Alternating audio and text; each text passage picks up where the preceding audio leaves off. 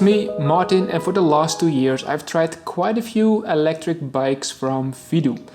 This one is the L3, which we're gonna check out today, which is their latest, but not necessarily their greatest. So let's get started. Let's start with a quick introduction to the third generation of the L series. This e-bike has a foldable design. The steering wheel can be folded too and is adjustable in height, just like the saddle, based on your height too. I am myself 1m88 and I think this is around the maximum height a person should be or can be in order to ride this bike comfortably. Now, whether you like the glossy finish is up to you, but overall I think the build quality is fine. The frame is made from aluminum alloy and the rest is pretty standard quality. The wheels are 14 inch and the motor is upgraded to 350 watts. Interestingly, this bike is equipped with a 48 volt 23.2 amp hour battery. Now interestingly, this bike can handle a weight of up to 150 kilograms. So taking my girlfriend on the back seat is possible, but comfortability is definitely a different thing. It would have been nice where they would have kept the second seat from the L2, but for now this is it. The weight of this e-bike, on the other hand, is on the heavy side, 24 kilograms. What I personally do is removing the saddle and sometimes the battery too before I put it into my car. Then I fold the steering wheel and lastly I fold the bike itself. It usually takes me around 15 seconds. To come back to the saddle, this is definitely one of the things that I like a lot from this e-bike. It is super comfy to sit on, which is important because of the long range. Now, depending on your weight and your posture too, it might cause some friction on your inner thighs because of the width of the saddle. Now, speaking about the range, this fluctuates around 75 kilometers with the full automatic mode on.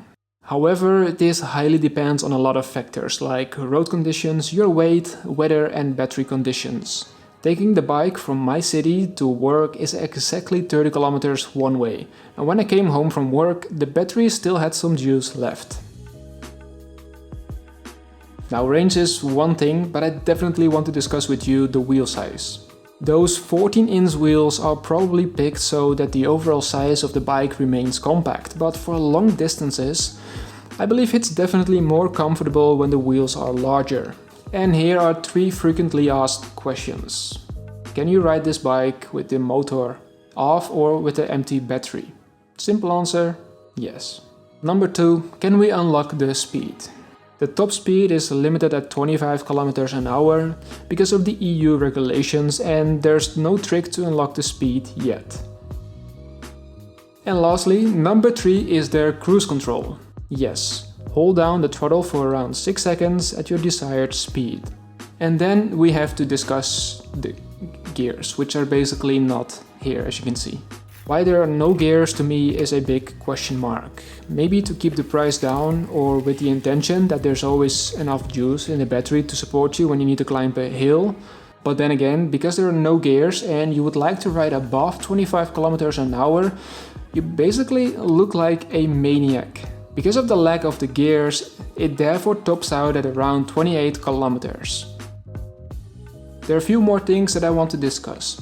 The display, off-road, battery charging and safety. So the display is a bit hard to make out when the sun is out, but in all other conditions it is okay.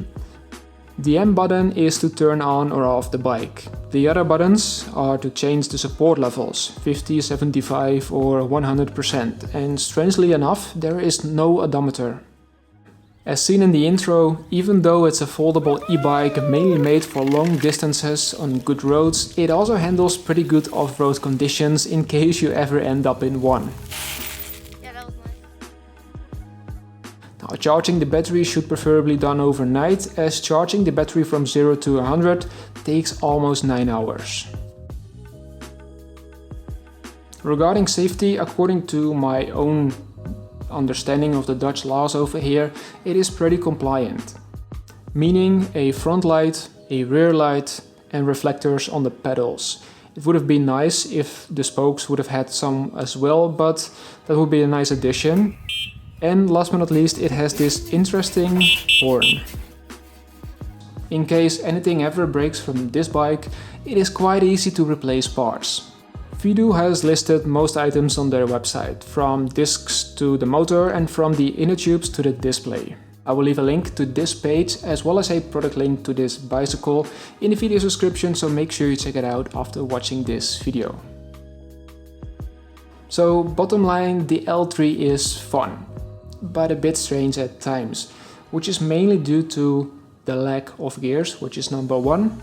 Number two is they removed the second seat, some sort of a cushion, which I really liked.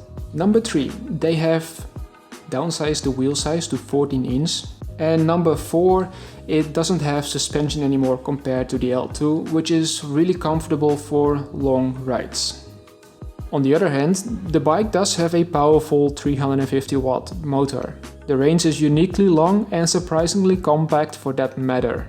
With all of this in mind, I would opt for the D11, it's linked up over here, or maybe the D4S, which is also linked up over here, because I rarely need to bike 75 kilometers and don't have the opportunity to charge the bike. Alright, that's it for this video. I hope you enjoyed it. If you did so, please give it a like and subscribe in case you haven't already. If you have some comments or questions, drop them down below because I would love to help you out. Thank you so much for watching this video, and I hope to see all of you in the next one.